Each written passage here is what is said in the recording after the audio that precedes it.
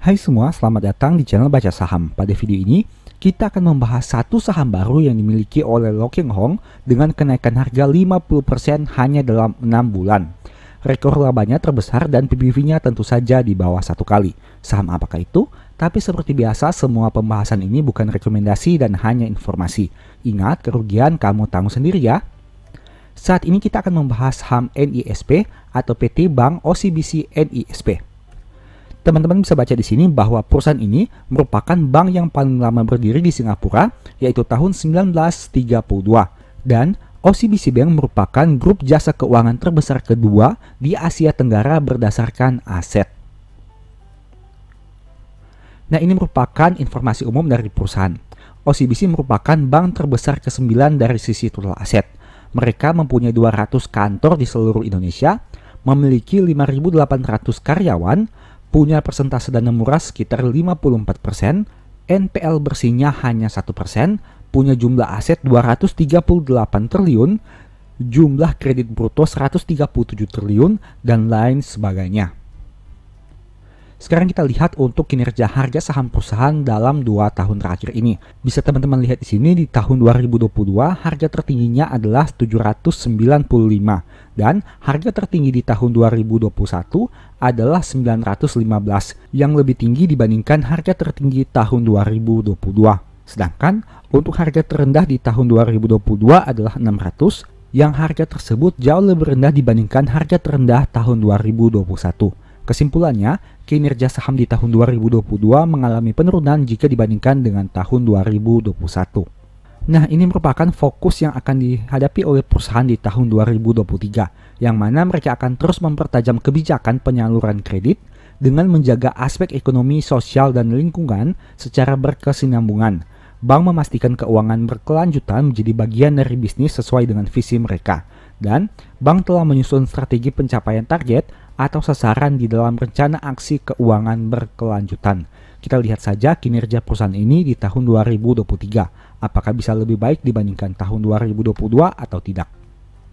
Kemudian dari aspek probabilitas, saham ini cenderung naik di bulan Oktober dengan probabilitas yang mencapai 78%. Tapi sayangnya, di bulan September saham ini cenderung mengalami penurunan dengan probabilitas kenaikan hanya 11% saja. Untuk tahun 2014 hingga 2023, harga saham NISP ini cenderung cukup mengalami penurunan dengan probabilitas hanya 40% saja. Tapi menariknya, pada tahun 2023 sendiri, harga saham ini sudah naik 50%. Sekarang kita akan bahas laporan keuangan per 31 Maret tahun 2023 yang disajikan dalam jutaan rupiah.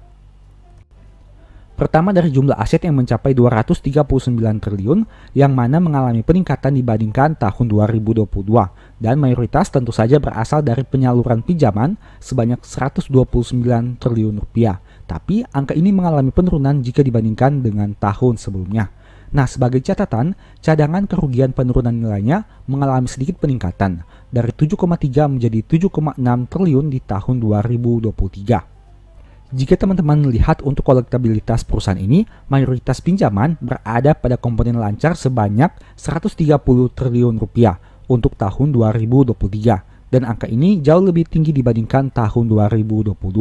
Ini berarti perusahaan bisa mampu menjaga kualitas penyaluran kreditnya sehingga tidak terlalu banyak mengalami kredit yang bermasalah. Untuk jangka waktu pinjaman yang diberikan, teman-teman bisa lihat di sini bahwa untuk mata uang rupiah dan mata uang asing, mayoritas akan jatuh tempo lebih dari 5 tahun. Dan hal ini berarti memperbesar peluang pendapatan bunga yang diterima secara berulang setiap tahunnya. Berikutnya dari aspek liabilitas dengan jumlah 204 triliun yang sedikit mengalami peningkatan dibandingkan tahun 2022. Kita lihat untuk komponen simpanan nasabahnya, mayoritas berasal dari saldo deposito sebanyak 74,9 triliun rupiah. Berikutnya adalah saldo giro sebanyak 51,2 triliun dan saldo tabungan sebanyak 42,6 triliun rupiah. Untuk aspek ekuitasnya berjumlah 35,3 triliun yang mana mayoritas berasal dari saldo laba yang belum ditentukan penggunaannya sebanyak 26 triliun rupiah. Untuk aspek laba rugi, pendapatan bunga bersihnya berjumlah 2,4 triliun yang mana mengalami peningkatan signifikan dibandingkan tahun 2022. Hal itu disebabkan karena kenaikan pendapatan bunga jauh lebih besar dibandingkan kenaikan beban bunganya. Kita lihat detail untuk pendapatan bunga dan syariah, yang mana mayoritas tentu saja berasal dari pinjaman yang diberikan sebanyak 2,6 triliun rupiah, dan ada juga efek-efek dan obligasi pemerintah sebanyak 1 triliun rupiah. Terkait beban bunga dan syariahnya, mayoritas tentu saja berasal dari biaya bunga deposito berjangka, yang karena ini merupakan dana mahal dengan jumlah 688 miliar rupiah. Nah, di sini ada yang menarik. Untuk cadangan kerugian, penurunan nilainya mengalami penurunan yang signifikan dari 575 menjadi 265. Jika teman-teman lihat di sini, mayoritas hal itu disebabkan karena adanya penurunan cadangan kerugian dari pinjaman yang diberikan di tahun 2023 ini. Hal ini bisa berarti bahwa perusahaan ini optimis bahwa penyaluran kualitas kreditnya akan semakin baik di tahun 2023 ini. Selain itu, semoga saja jumlah kredit macetnya bisa mengalami penurunan dibandingkan tahun 2022. Berikutnya dari aspek laba bersihnya tentu saja mengalami peningkatan yang signifikan dari 621 menjadi 1 triliun rupiah di tahun 2023 ini. Terkait historical EPS, teman-teman bisa lihat bahwa kinerja di tahun 2023 ini diproyeksikan menjadi yang terbaik dalam 4 tahun terakhir. Untuk aspek dividen, saham ini baru 2 kali membagi dividen, yaitu di tahun 2022 dan 2023. Yieldnya sekitar 5%, per 6,2 dengan PBV 0,7 kali, yang berarti dengan modal 1.500 saham ini masih dijual dengan harga yang lebih murah dengan angka 1.125.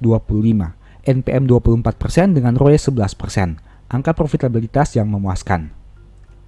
Terkait kinerja harga saham, dalam 5 tahun terakhir masih naik 21%, sempat di 1.175, tapi sempat juga di 615. Tapi untuk tahun 2023 sendiri sudah naik di atas 50%, padahal tahun 2023 baru berlangsung selama 6 bulan. Terkait historical PBV, rata-rata 3 tahun terakhir adalah 0,55 kali, dan saat video ini dibuat diperdagangkan di atas rata-rata PBV-nya, bahkan mencapai angka PBV tertinggi dalam 3 tahun terakhir. Dulunya, saham ini sempat diperdagangkan pada PBV di bawah 0,47 kali.